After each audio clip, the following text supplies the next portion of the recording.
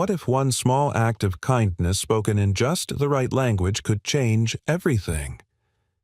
In a quiet cafe tucked away in Boston, a single dad with a quiet past offers help to strangers, not knowing that someone is watching. And what she sees will set in motion something far greater than either of them imagined. But this isn't a story about going viral. It's about what happens when compassion speaks louder than words. Before we begin, if you enjoy heartfelt stories that inspire, heal, and remind us of the beauty in everyday moments, consider subscribing to the channel.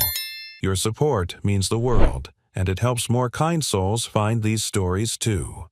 Now, let's begin. Single dad spoke 6 languages to help tourists. The woman, watching, owned the entire cafe chain. The morning rush at Kind Cup Cafe in Boston's North End was in full swing, the clatter of ceramic cups and the hiss of the espresso machine forming a kind of urban symphony. Ethan Walker moved behind the counter with the quiet rhythm of someone who had long surrendered to routine. His black apron was dusted with flour from the morning's pastries, and his dark eyes were focused but calm, like a man who had seen too much to ever be flustered by spilled milk or complicated orders. Then it happened. A flurry of confusion erupted near the pastry case. A group of German tourists was clearly struggling to understand the menu on the wall, their brows furrowed, their voices rising in clipped, anxious tones. The young barista at the register, Maggie, was trying to help her voice, flustered, her gestures wide and awkward. Ethan wiped his hands on a towel, stepped forward without a word, and began to speak. "Entschuldigung, darf ich helfen?" he said gently, his German fluid and warm. 4 heads turned at once.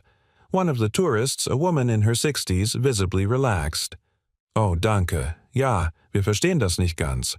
He explained the difference between a cappuccino and a flat white, clarified the vegetarian options, then smiled and stepped back behind the counter like nothing had happened.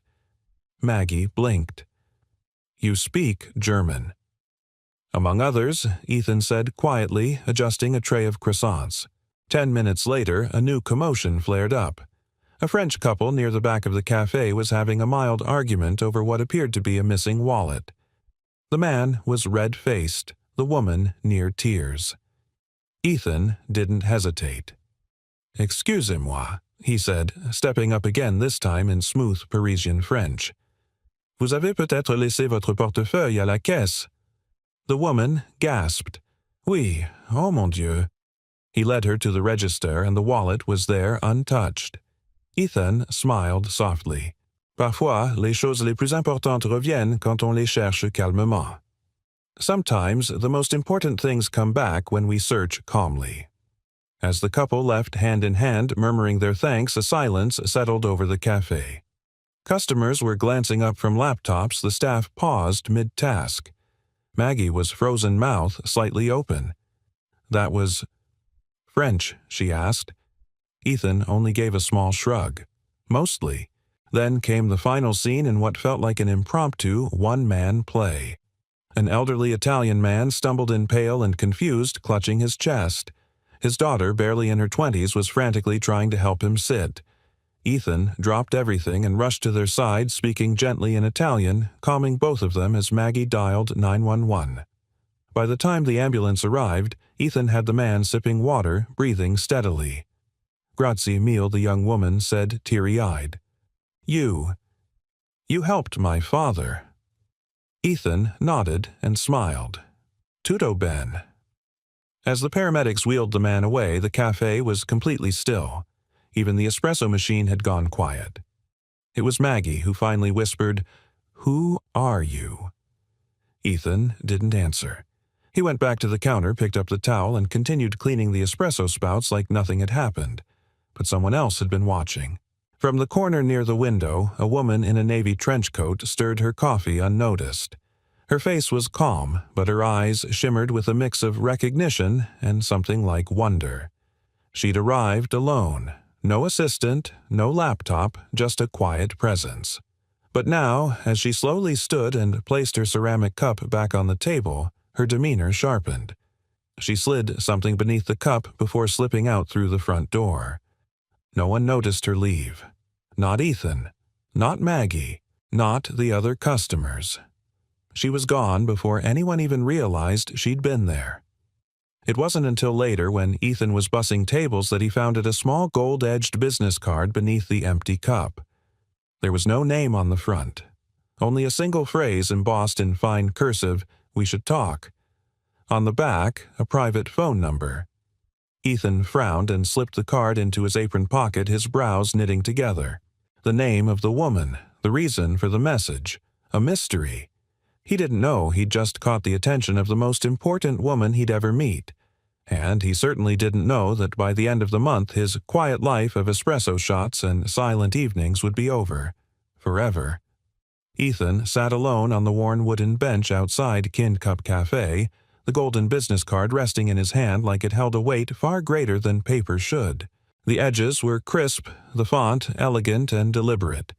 He turned it over again. We should talk. That kind of message could mean anything or everything. He had seen enough in his years as a Foreign Service officer to know that vague messages rarely came without consequence. And yet, he wasn't in Ukraine or Geneva or South Sudan anymore. He was just a single dad pulling espresso shots in Boston and trying to keep his daughter from disappearing into silence completely. Maybe someone had simply been impressed.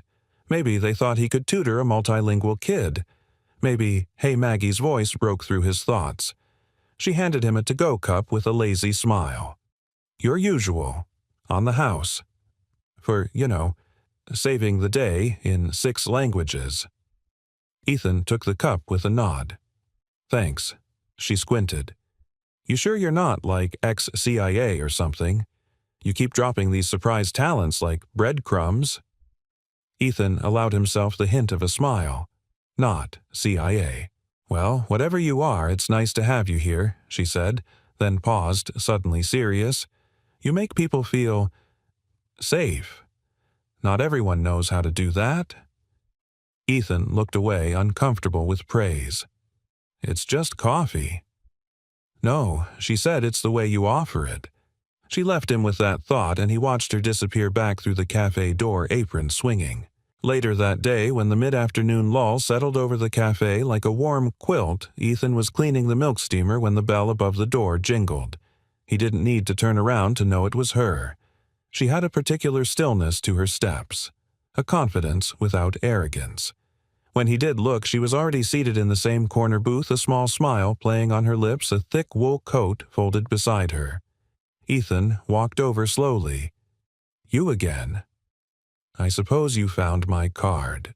Her voice was warm, articulate. Her eyes a clear gray that missed nothing. I did. I hoped you'd call. I don't usually respond to anonymous notes left under cups. I figured you might be that kind of man. She paused, then extended her hand. Clara Benson. He froze. Benson. The name wasn't just familiar, it was legendary. Kincup Café wasn't just a neighborhood spot, it was a national brand. Over 600 locations, widely considered the ethical Starbucks. And George Benson, its founder, had passed away 3 years ago in a quiet blaze of tributes and glowing obituaries. His daughter, Clara Benson, had disappeared from the spotlight after that, until now. I'm guessing you know the name, she said softly. Ethan sat down across from her slowly. I do. She folded her hands, businesslike but gentle. I come to different locations. Quietly. I sit. I listen. I watch. And sometimes I meet people who remind me why my father started this place in the first place. And I reminded you of him, Ethan asked, unsure whether to be flattered or worried. No, she said. You reminded me of why I stayed. Why I didn't sell everything the moment the lawyers said I could. I watched you today. You didn't just translate words.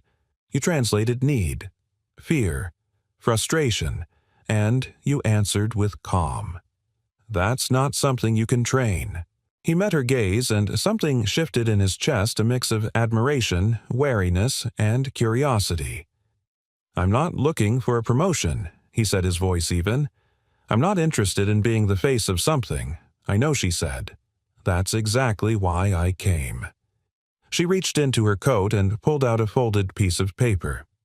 "This is an idea my father had just before he passed.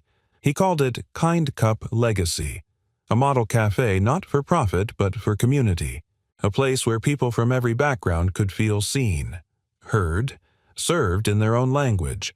I haven't found the right person to build it with." Ethan didn't take the paper. He stared at her, his thoughts spinning. "I'm not a symbol," he said finally.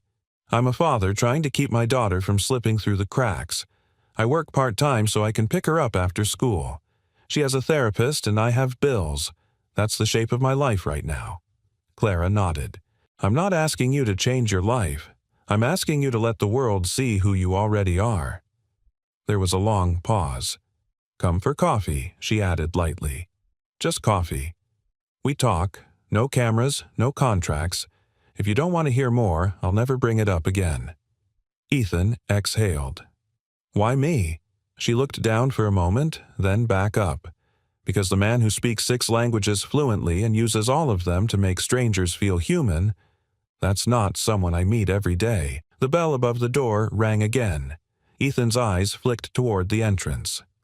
Lila, 9 years old, dark-haired like her father, eyes wide with curiosity but cautious as ever. She waited at the entrance backpack slung over one shoulder. Ethan stood. "I have to go." Clara rose too. "Of course." He hesitated. "Same time tomorrow." Her smile deepened. "I'll be here."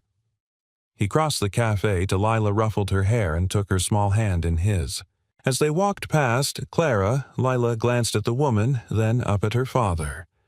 "Who was that?" Ethan looked down at her, then back at Clara, who was watching them with a quiet, gentle expression.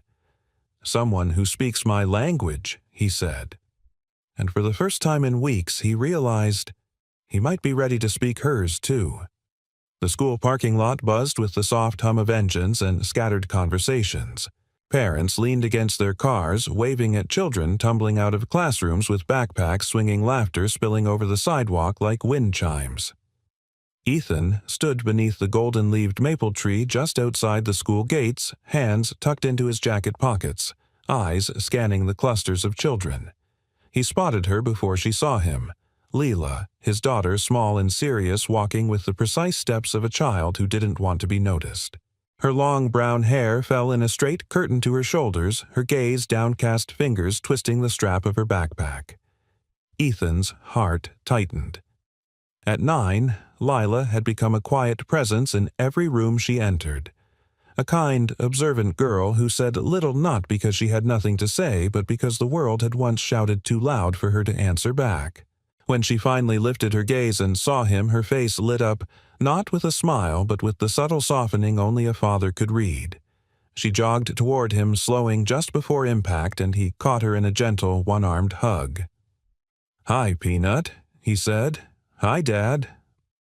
They walked together in silence for a while, passing rows of red-brick townhouses, a quiet rhythm between them. Ethan had long ago stopped trying to force conversation. Lila spoke in gestures, glances, the occasional sentence that carried more weight than whole paragraphs from other kids. "How was school?" he asked, just for the sake of the ritual. She shrugged. "It was okay. Anything interesting happen?" Someone threw up during music. He chuckled softly. "Please tell me it wasn't you." "Nope." A beat, but I moved away quickly. He glanced down at her. Good instincts. When they got home, Lila dropped her bag with a practiced thud and disappeared into her corner of the small 2-bedroom apartment. Ethan started dinner grilled cheese and tomato soup, a classic she'd always loved. As the smell filled the kitchen, he heard her humming. It was faint, almost imperceptible, but it was there. He followed the sound and paused at the doorway. Lila sat on the floor by the coffee table, her notebook open, crayons spread out in a fan of colors. But what caught his attention wasn't the drawing, it was the language. She had written the word bonjour in bright blue marker across the top of the page. "Practicing your French?" he asked gently. She didn't look up. Sort of. He stepped closer, crouching down beside her. "Where'd that come from?" I heard the lady at the cafe say it. The one who sat with you." Ethan blinked. Clara Lila nodded. She sounded like Mom used to when she read French bedtime stories. He swallowed hard.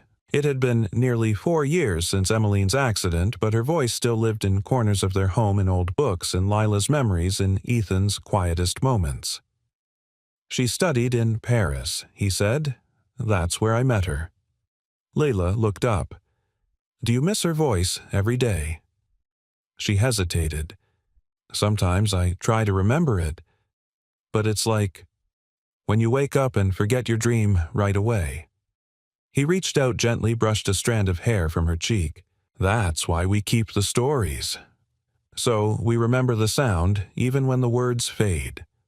After dinner, while Lila curled up on the couch with her sketch pad, Ethan pulled out an old language workbook from the bookshelf. It was battered, its pages soft at the corners from Emmeline's fingers. He opened it to a simple dialogue in French and sat beside Lila. "Want to learn something new?" She looked over. "Okay." And so he began, slow, deliberate pronunciation, light-hearted translations. Lila giggled when he exaggerated accents, scrunched her nose when he made her repeat tricky words like "s'il vous plaît." For the first time in weeks, the apartment felt less like a place they were surviving in and more like home again. Later that night, when Lila was asleep, Ethan sat at the kitchen table, the workbook still open in front of him. He traced Emmeline's faded handwriting in the margins. "Don't teach words, teach meaning." He smiled to himself, bittersweet. The next morning at the cafe, Maggie bounced over with 2 lattes and a grin. "You'll never guess who came by asking for you." Ethan raised an eyebrow. "Santa Claus, the lady with the coat. Clara. She said she had something to drop off." Maggie handed him a small square box wrapped in brown paper. No label, just his name in neat cursive on top. He opened it slowly.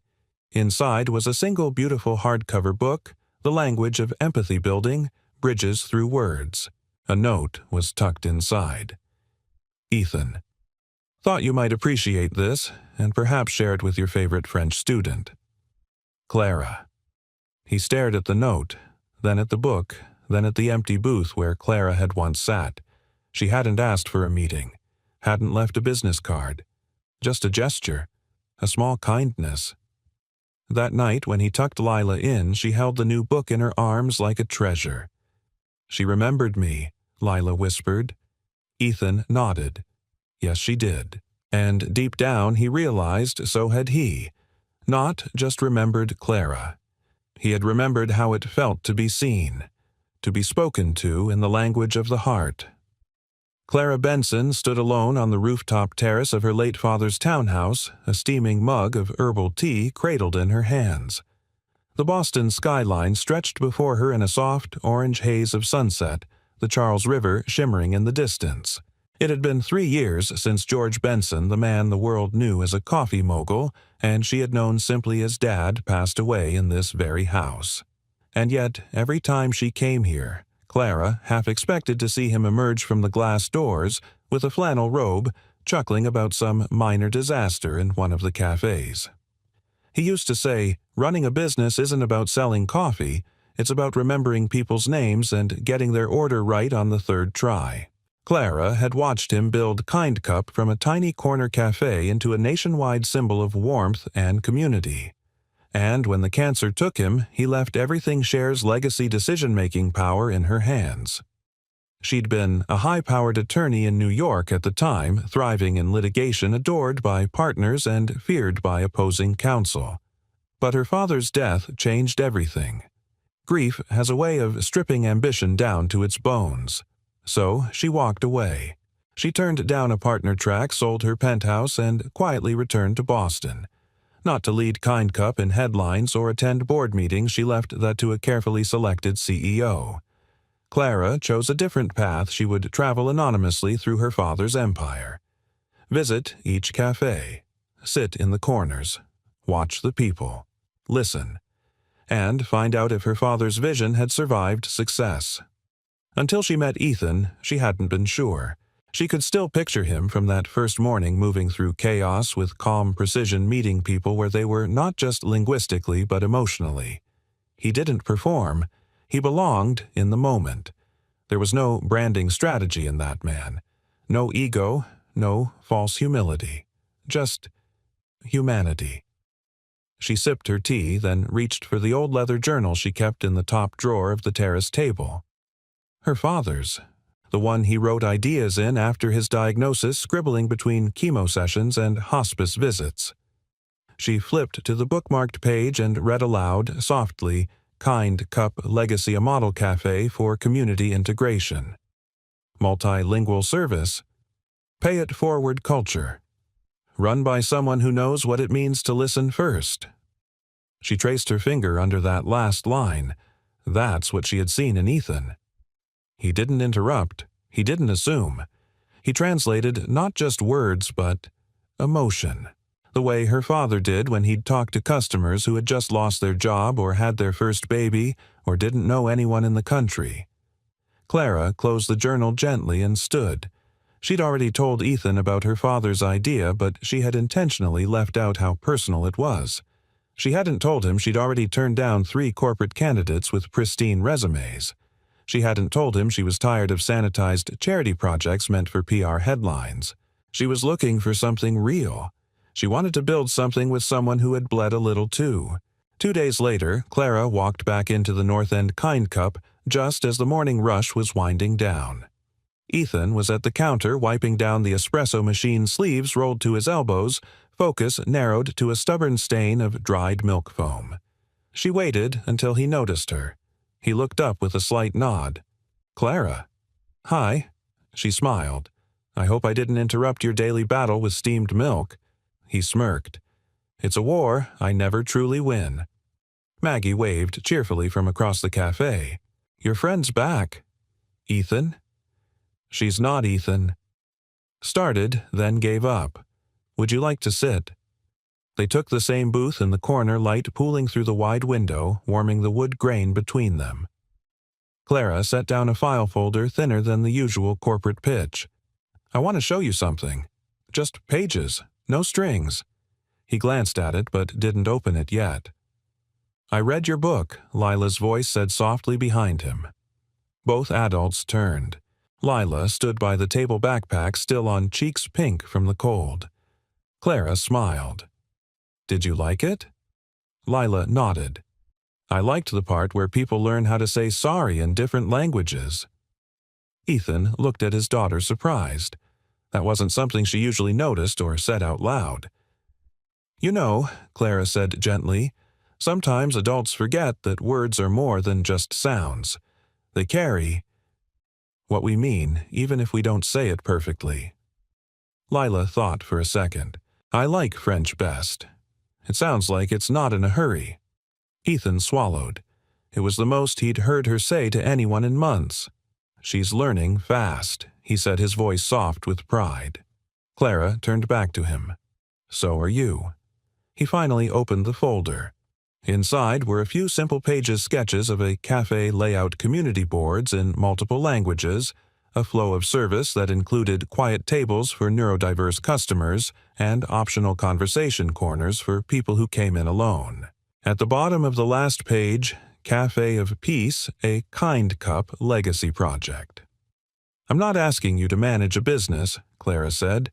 "I'm asking you to help me co-create a space where kindness is fluent, where people don't have to earn dignity." Ethan stared down at the papers. "It's beautiful," he admitted. "So are you," she said without hesitation. "The way you treat people, Ethan, it's rare." He looked up, startled. "I mean that in the truest, most human sense. You remind people that they matter." "I don't want to lose that." He said nothing for a long moment. Then Lila spoke again. "Would there be books in lots of languages?" Clara smiled. "Only if you help me choose them." Lila nodded. "Okay." Ethan looked at the two of them, his daughter no longer silent and the woman who had gently opened something in both of them. He hadn't said yes, but for the first time he wasn't afraid of saying it. The cold snap had come early that October, sending a crispness into the air that made breath visible and scarves necessary. Kind Cup's North End location was buzzing with its usual morning rhythm, fresh pastries stacked beneath glass domes, steam curling from ceramic mugs, the hiss and gurgle of the espresso machine working overtime. Ethan moved through it all with practiced grace, but something inside him had shifted. The folder Clara had left with him sat on his nightstand at home. He hadn't made a decision, but each time he passed by it, the words "Café of Peace" seemed to lean off the page a little more, as if asking him to look deeper. "Dad, Lila," said, tugging at the hem of his sweater. She stood beside him at the cafe's front counter, clutching her backpack, her eyes brighter than usual. "Hey, you're early. I thought you had art class." "Got out a bit sooner today," she said. "Is it okay if I sit in the corner booth?" He nodded. "Sure, I'll bring you something warm." Lila walked off her steps, small but steady, and Ethan noticed something different. She didn't sit with her head down this time. Instead, she opened a small notebook, pulled out a mechanical pencil, and began to sketch. He couldn't see what it was, but she was focused. He brought her a hot chocolate with extra whipped cream. She looked up and smiled, really smiled, and Ethan's heart caught. "Merci," she said softly. He blinked. "Did you just—" Lila giggled and pointed at the book Clara had given her. It lay beside her, open and marked up with sticky tabs in 3 colors. "I'm learning." "Well, it's working," he said, dropping a kiss on the top of her head before heading back behind the counter. 10 minutes later, the cafe door opened with its familiar chime, and Clara stepped inside. She wasn't alone. Beside her was an elderly woman, wrapped in a pale gray wool coat. Her white curls neatly pinned her expression, alert but warm. She carried a cane but walked without needing it much. There was a grace to her movements that reminded Ethan of diplomats he'd once known, those who commanded rooms without raising their voices. Clara caught Ethan's eye and gestured subtly. He came around the counter and approached. "This is Mrs. Appelbaum," Clara said. "She was my father's mentor when he first opened Kind Cup. I asked her to visit today." Ethan offered his hand. "Pleasure to meet you." Likewise, the woman said, her voice smooth and deep. "I've heard you're the man who speaks to people in more than one way." Ethan smiled politely. "I try." She turned to Clara. "You were right to bring me." They sat in the far booth. Lila remained in her spot, occasionally glancing over, curious. Ethan moved behind the counter, preparing Clara's usual chai with oat milk and another herbal tea for her guest. As he served them, Clara spoke softly. "Mrs. Appelbaum helped design the original Kind Cup model, what my dad called the listening architecture. You probably never noticed, but every location has round tables near the windows, softer acoustics, and booths that face in rather than out. It was all meant to encourage community, not consumerism." Ethan leaned slightly on the edge of the booth. "I did notice, but I didn't know it had a name." Mrs. Appelbaum looked at him kindly. "You understand it intuitively. That's rare." He didn't know what to say to that, so he said nothing. Clara leaned forward. "She's the one who said I needed to find the next voice of this brand. Not a face, not a resume. A voice that speaks through action." Ethan folded his arms. "That's flattering. But what you're describing sounds like a figurehead. I'm a single dad. I'm not trying to become the next poster boy for coffee and compassion." "No," Mrs. Appelbaum said calmly. "You're trying to raise a daughter in a world that forgot how to listen. That makes you perfect." Later that afternoon, after the older woman had gone and Clara was preparing to leave, Lila approached them. She held out her sketchbook to Clara. "I made this for the cafe idea," she said.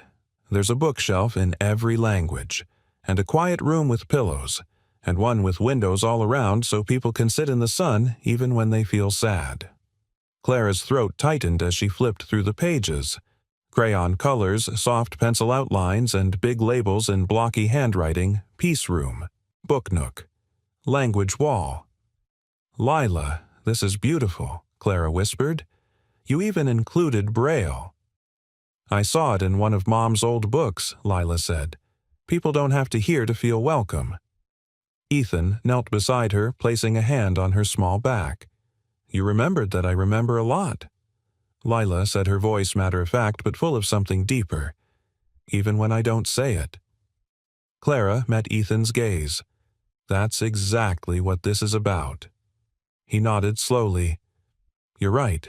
That evening, Ethan stood in their modest kitchen stirring a pot of vegetable stew, his hands moving out of muscle memory while his mind ran through images. Clara's expression at Lila's drawings, Mrs. Appelbaum's calm certainty the way the sunlight hit the booth where he and Clara always sat. He walked to the table and picked up the folder again. This time he opened it without hesitation. He reread every line, every idea. This wasn't just about a brand. It was about belonging, dignity, offering more than a drink, offering recognition. He looked toward Lila's room. She was reading out loud in French, softly practicing.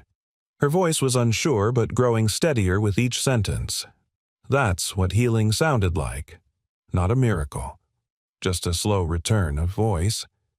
He turned back to the folder and smiled. Maybe it was time he found his again, too. The autumn wind swept through Boston's cobbled streets like a whisper from the harbor, tousling scarves and shaking golden leaves loose from branches. Inside Kind Cup, the atmosphere was cozy and warm. Mismatched mugs clinked softly, jazz played under the murmur of conversations, and Ethan, for once, felt settled. It had been a good morning. Lila had walked into school without needing to clutch his hand the whole way. Clara had sent him an article about inclusive design in multilingual learning spaces with a simple caption, "Thought of you and Lila." And for the first time in a long while, the ache of Emmeline's absence didn't feel quite so heavy. Then Maggie screamed. Not in fear, but in that half-choked, disbelieving gasp that comes when the internet suddenly pulls your name out of anonymity and tosses it into the spotlight. "Ethan. Ethan. You need to see this." He turned toward the register, alarmed. "What happened?" She waved her phone at him, wide-eyed and breathless. Oh my God, you're viral." "What?" She jabbed at the screen, then thrust it toward him. There he was. A grainy video, shaky but unmistakable, him moving through the café, helping the German tourists, calming the French couple, soothing the Italian grandfather. A cascade of languages spoken with ease, empathy, and quiet grace. But it wasn't the footage that hit him like a punch to the ribs. It was the caption, "The barista who speaks 6 languages and changes lives. Over coffee, true kindness exists." Below it, 3.4 million views. And counting. "What is this?" he murmured. "I posted it on TikTok 3 days ago," Maggie admitted, cringing. "I just thought it was cool how you helped everyone. I didn't think it'd blow up." Clara walked in just then, coat still dusted with leaves. She caught the tension in the air immediately. "Everything okay?" Ethan's jaw tightened. "Apparently, I'm an overnight sensation." Clara blinked, then looked at the phone. Her face changed in subtle degrees, surprise recognition, something like dread. "I didn't know," she said quickly. "Maggie, did you tag him?" No, full name," Maggie said. "Just Ethan from Boston." But someone must have traced it through the cafe location. They're already in the comments asking for interviews. Ethan handed the phone back, face pale. "This wasn't what I signed up for." By noon, it was chaos. A local reporter showed up outside with a camera crew asking customers about the multilingual hero of the North End. A stranger from out of state had driven 2 hours just to ask for a photo. Ethan had to sneak Lila out the back when school ended early for a staff development day. He was halfway to locking the front door when Clara caught up with him. "Ethan, wait." He turned. "Did you know she filmed that?" "No," she said, breathless. "I had no idea she posted it. But listen, I don't want this, Clara. I don't want attention. I don't want people turning what I do into a sideshow." She flinched. "It's not a sideshow. It's real. That's why people are reacting. Because they see you." "I didn't ask to be seen," he snapped, then lowered his voice, catching himself. I'm trying to protect Lila. Her world is small for a reason. We worked hard for that safety. Clara nodded, quiet for a beat. You're right. The words landed with a soft thud between them. Honest. Undeniable. I would have reacted the same way she said. But Ethan, this isn't about fame. This is about impact. What you did in there, it moved people. Millions of them. And you didn't do it for likes or clicks. That's what makes it powerful. He didn't respond. She tried again. The world's loud and angry and disconnected. And then you come along quietly building bridges in 6 languages without asking for anything. That reminds people that gentleness still exists. Ethan looked away. Clara stepped closer. You think this hurts your daughter, but have you seen her lately? She's talking more, drawing plans, speaking French. She smiles, Ethan. Do you know how rare that was 6 months ago? He clenched his jaw. She's healing, Clara said gently. And so are you. He exhaled slowly.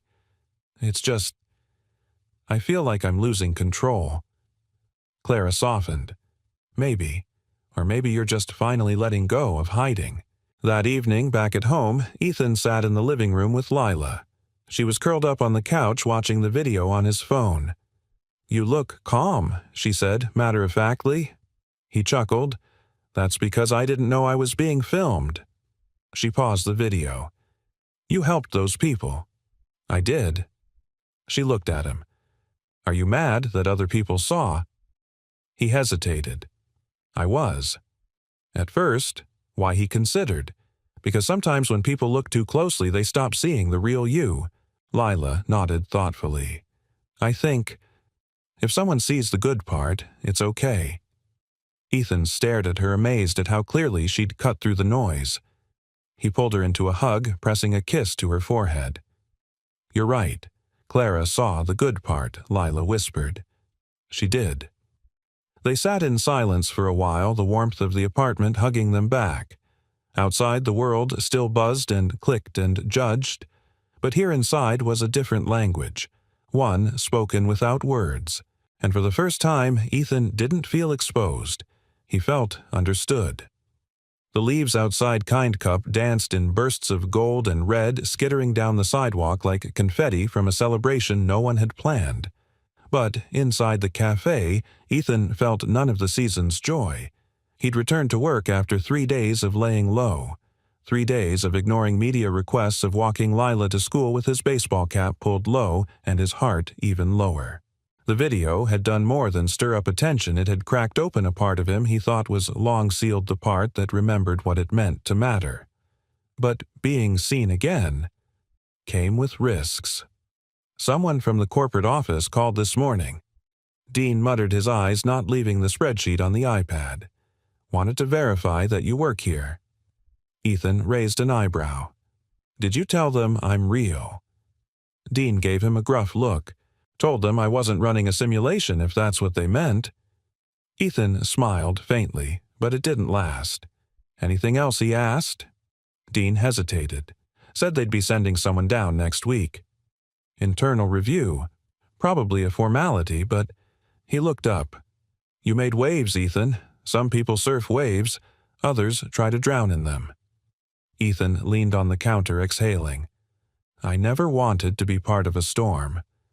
Dean glanced at him, his expression softening. Storms don't ask your permission. That afternoon, Clara sat in the back office of Kind Cup's downtown headquarters, her laptop open but forgotten. On the screen was an internal memo forwarded to her by a well-meaning assistant. Due to recent media attention regarding a non-manager employee, we recommend caution in associating Kind Cup's brand image with unsanctioned public figures. Legacy project discussions may need reevaluation.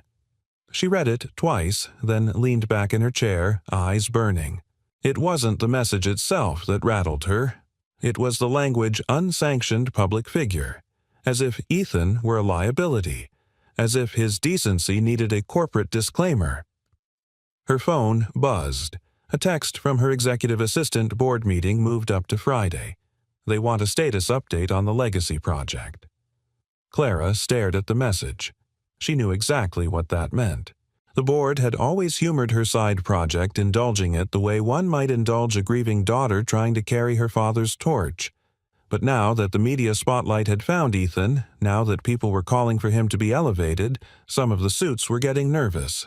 Kind Cup had been built on human values, but somewhere along the way too many hands had decided human wasn't scalable.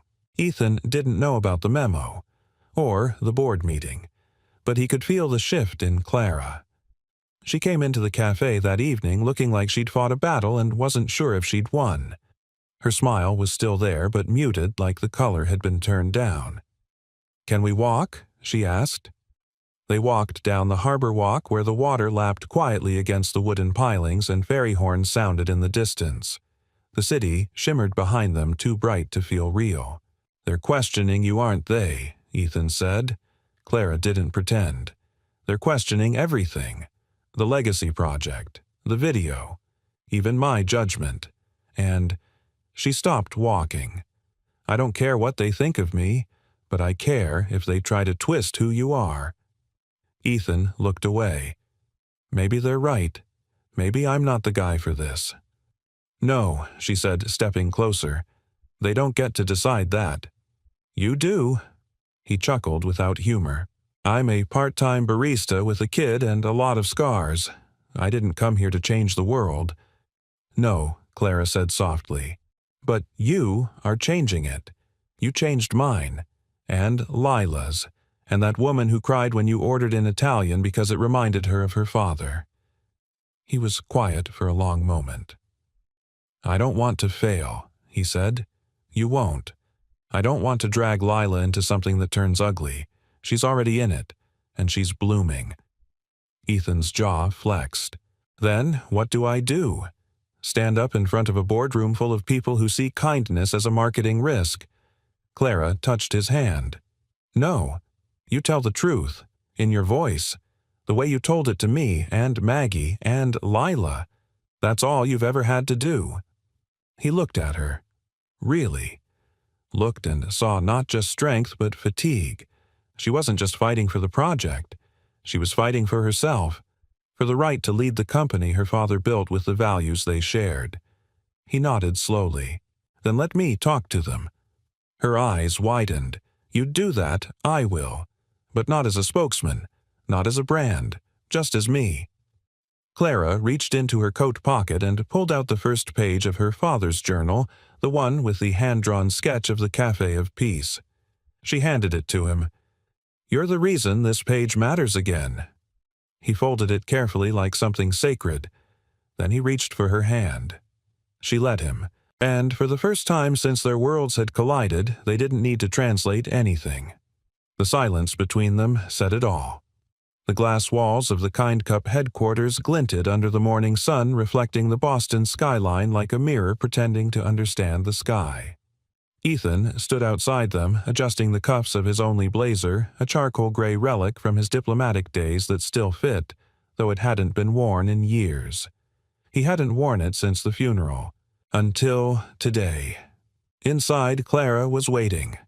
He could see her through the lobby window standing in front of the elevator, calm in her cream blazer, a folder in one hand and her other clenched tight at her side. Her eyes met his through the glass.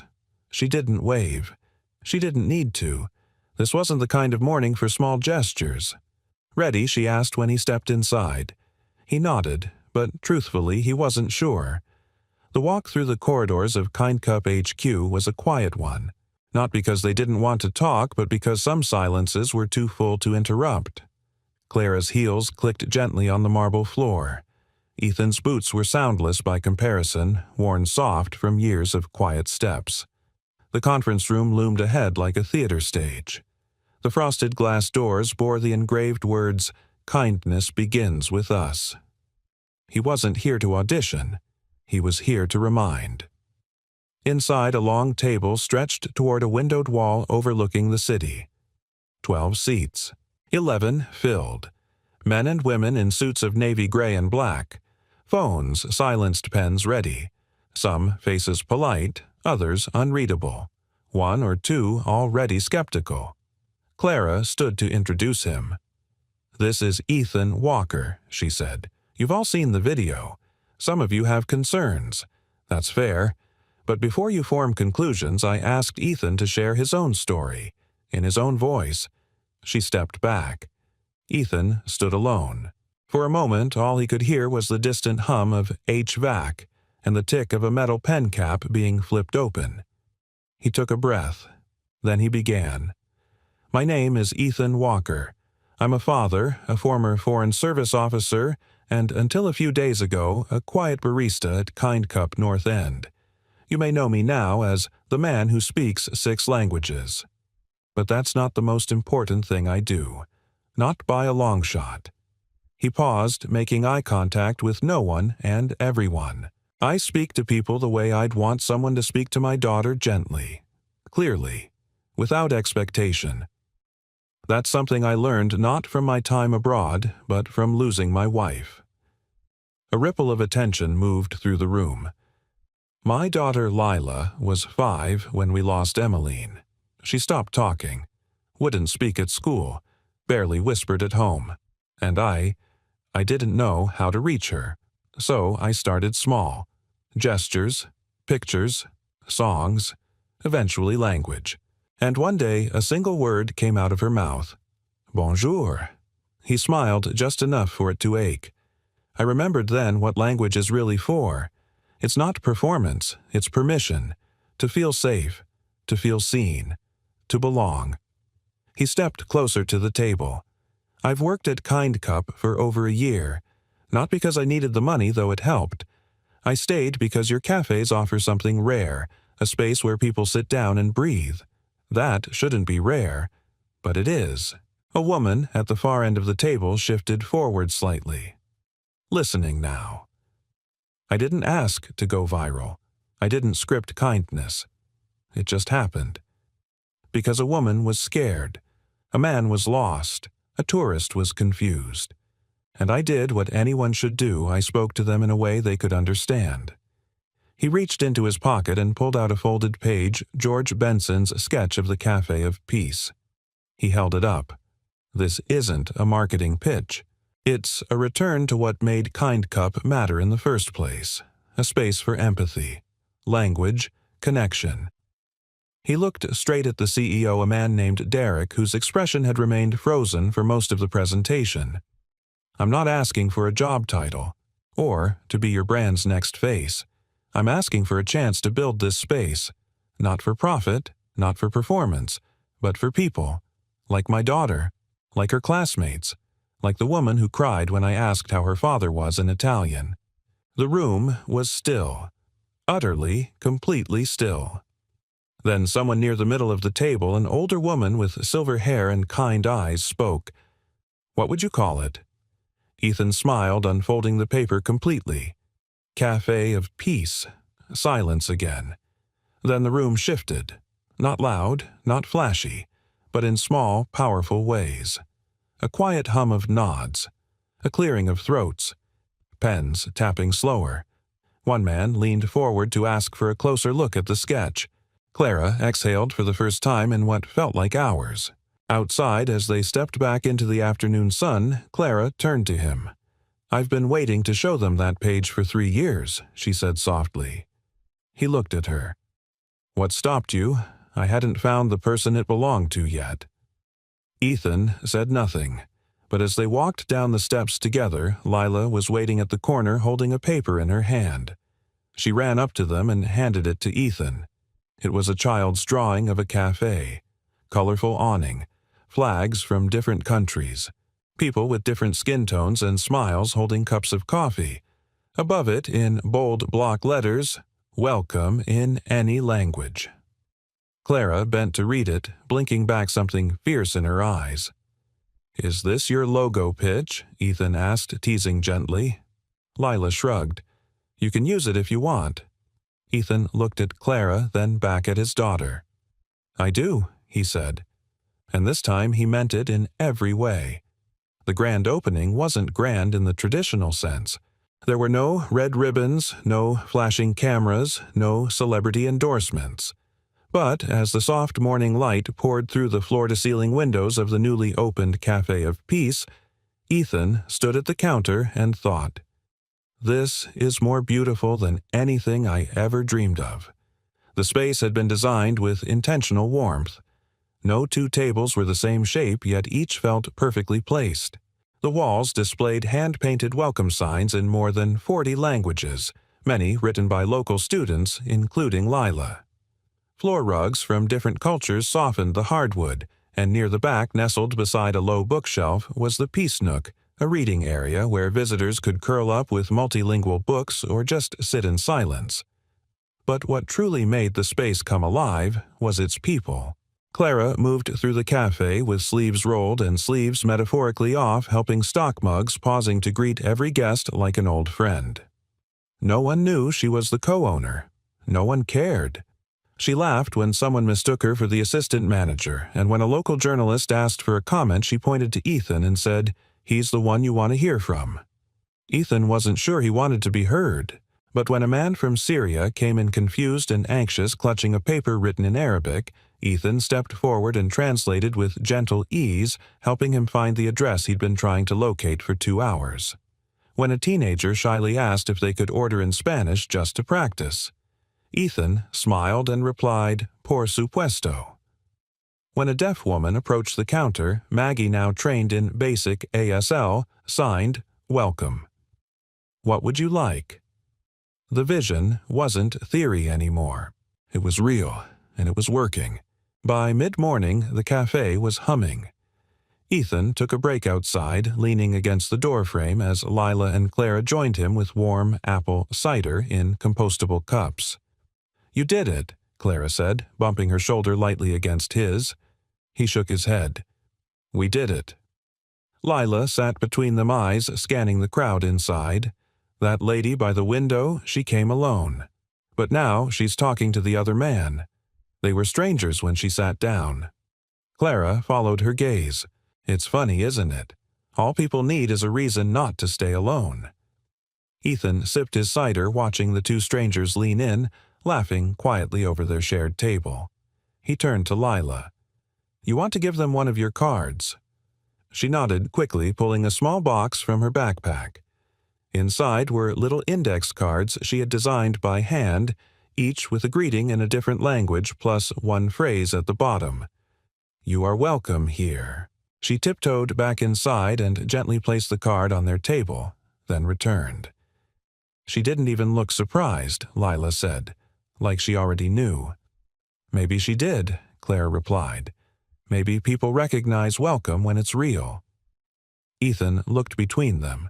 This woman who had fought for his dignity before he could speak for it himself, and this little girl who was no longer afraid of her own voice.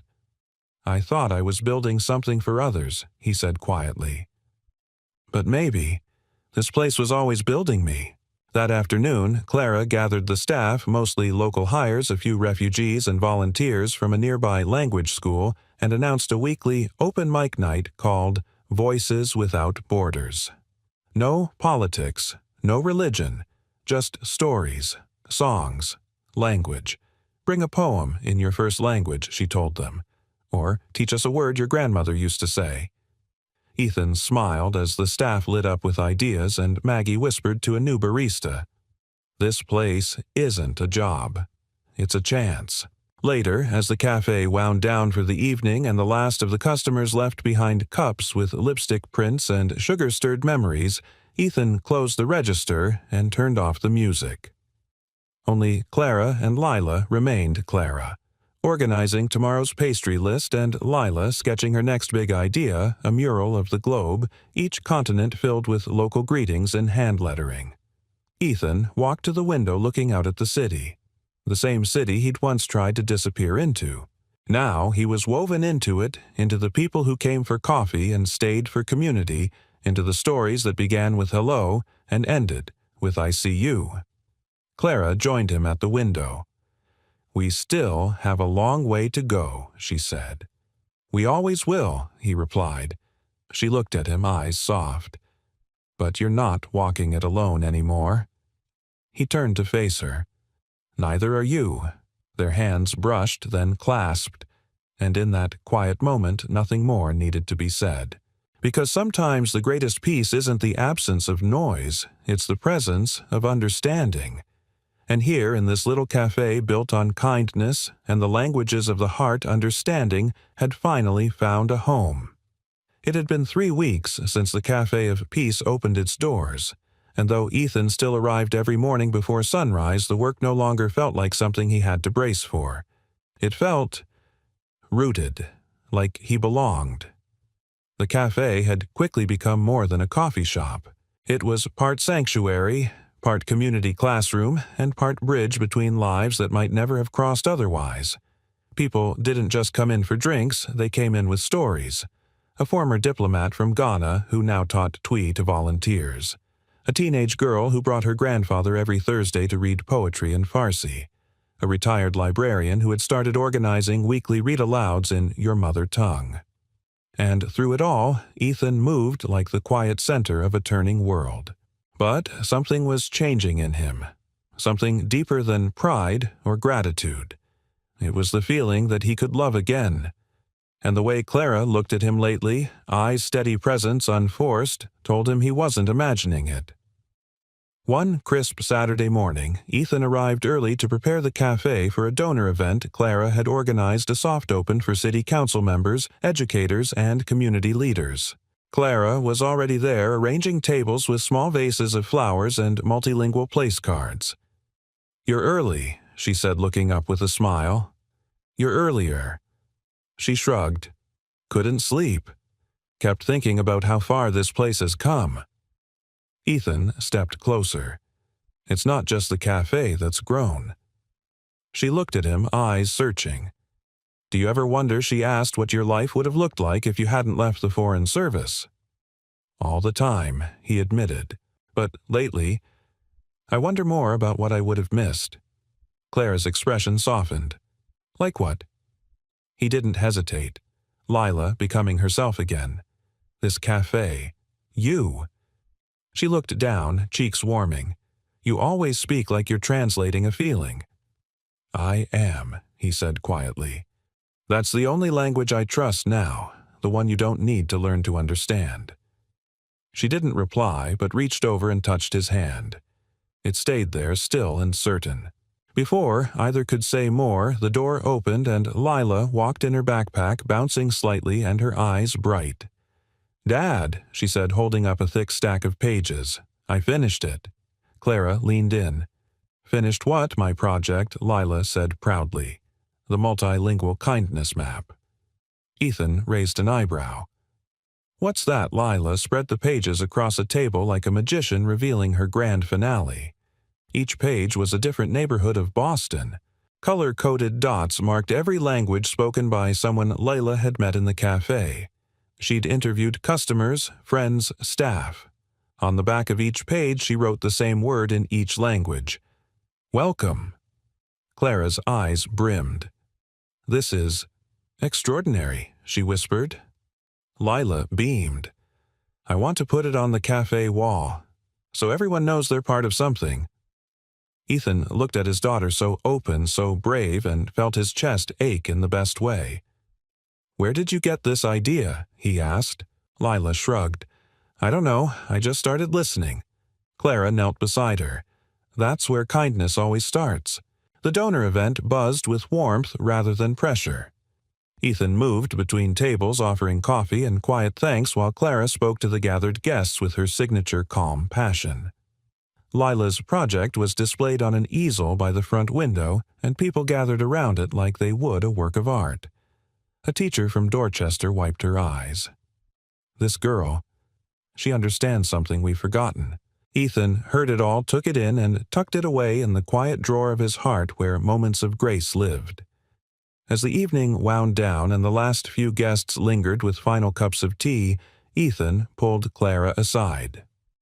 "I need to tell you something." She turned to him, cautious but open. "I used to think I'd never have room in my life for love again," he said. "That I'd used it up, that all I had left was what I could give to Lila." He took a breath. "But being around you, it reminded me that love doesn't run out. It evolves.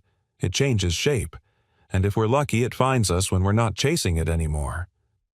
Clara blinked and a single tear escaped down her cheek. "I don't want to chase," she said. "You don't have to," he replied. "I'm right here."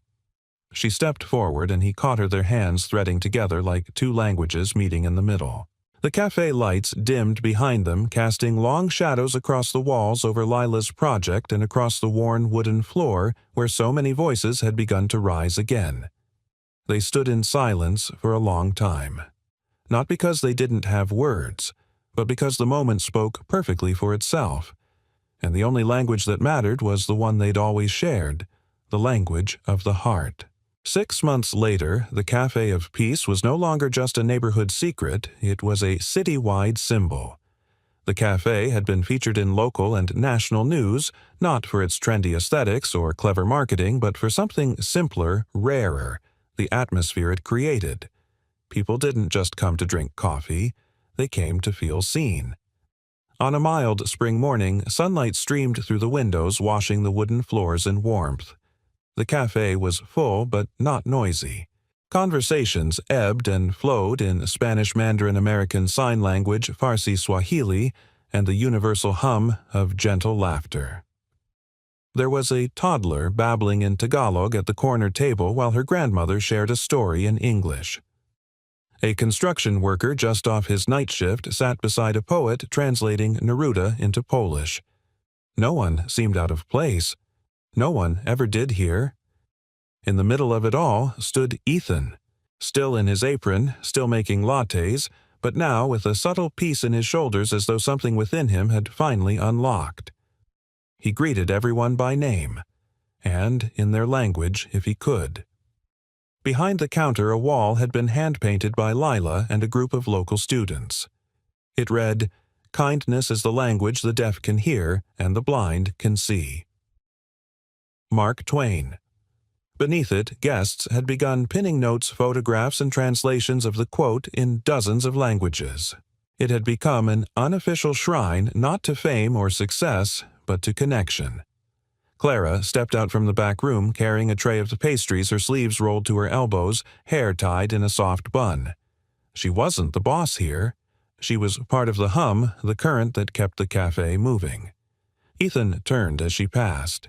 "You're on cinnamon duty today." She raised an eyebrow. "You think I can't be trusted with almond croissants? I've seen what happens when you get distracted talking about immigrant poetry." She smiled. "Fine, I'll stay in the cinnamon lane." He leaned closer. "I love you in every language I know." Her eyes crinkled at the edges. "Then don't burn the coffee again." They both laughed, and Ethan swore that sound, that shared unscripted sound, was his favorite music. Later that afternoon, the cafe closed early for a private event. Chairs were rearranged, a projector was set up. Guests arrived, community leaders, former refugees, local families, students, Kind Cup board members. But there were no formal speeches, no podiums. Just a circle of chairs and an invitation, share something that shaped you. One by one, people spoke. A man from Haiti told of how Ethan helped him fill out a job application in French the day after he arrived in the U.S. A woman shared how her daughter, who had selective mutism, now read aloud every Saturday at the cafe's story hour because she saw Lila doing the same.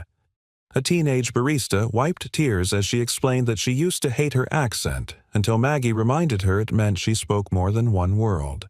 Leila spoke too. She stood in the middle of the circle clutching a stack of her handmade kindness cards and told the room in perfect English and careful French, "I used to think I was broken because I didn't talk much. But this place helped me remember that listening is a kind of speaking too." Ethan sat beside Clara, his hand in hers, and knew there would never be another moment like this, and also that they would create 1,000 more just like it. When it was his turn, he stood, cleared his throat, and held up one of Lila's cards. "I used to believe my life had already narrowed," he said, "that the best I could do was survive, quietly raise my daughter with whatever love I had left, and never ask the world for more than silence." He looked at Clara, then back at the room. "But then I realized love doesn't shrink when we lose someone, it expands if we let it." Through grief, through healing, through every small act of kindness we offer a stranger. He paused. This cafe isn't about me, or Clara, or even Lila, though she might try to argue that. Laughter rippled through the circle. It's about what happens when we choose to speak in the language of compassion. When we let others in, even if we're still learning how to open the door. He held up the card again. You are welcome here. It's not just a phrase. It's a way of living. The room was still. Then someone began to clap. Another followed, and soon the entire circle stood in applause, not loud but sincere, the kind that fills a room like sunlight. That night, after the chairs had been put away and the lights dimmed to their evening glow, Ethan stood behind the counter rinsing mugs while Clara swept the last of the pastry crumbs from the floor. Lila sat by the window drawing her next dream, a cafe on wheels, one that could visit schools and libraries and nursing homes. She'd written the name on top, Kindness Caravan. You think she'll actually build it one day? Clara asked, looking at the sketch. Ethan nodded. I think she already has. In here. He tapped his chest. Clara came to him, wrapped her arms around his waist. You built something too, she said. Something your daughter and this world will never forget. He pulled her in closer.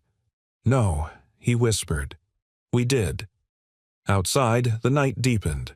A few stars blinked to life over the city, and inside a small cafe on a quiet corner of Boston, warmth lingered long after the last cup had been emptied. Because kindness, when spoken fluently, leaves an echo that never fades. We'd love to hear from you. Where in the world are you watching from?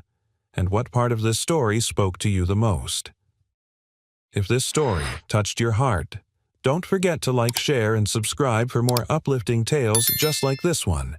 We post regularly stories of hope, healing, second chances, and the quiet power of kindness.